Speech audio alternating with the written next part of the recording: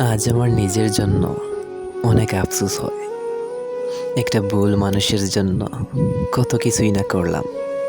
জীবনের কত মূল্যবান সময় তার পিছনে নষ্ট করলাম। কত চোখের পানি অপচয় করলাম। কত নির্ঘুম রাত কাটিয়েছি তার জন্য।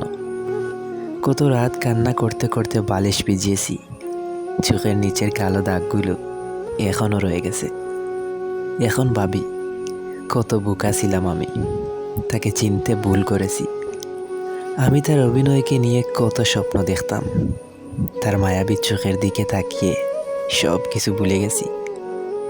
এত ভালোবাসার পরও যে মানুষটা অন্য কারো ভালোবাসার লোভ করেছে, সেই মানুষ আমাকে কখনোই ভালোবাসেনি। এখন বুঝতে পারছি আসলে মানুষটা আমার ভালোবাসার যোগ্যই ছিল না। আজকাল আয়নার সামনে নিজেকে দেখলে বড্ড মায়া হয়। চোখে মুখে সেই আগের উজ্জ্বলতা এখন আর নেই। কেমন যেন চাপা কষ্ট লুকিয়ে আছে নিজের ভেতর। একটা ভুল মানুষের জন্য নিজের কতটা ক্ষতি করে ফেললাম। তবে দোয়া করি তার জন্য, মানুষটা যেখানেই থাকুক ভালো থাকুক, যে আমার হাসি খুশি জীবনটা নরক বানিয়ে দিয়েছে।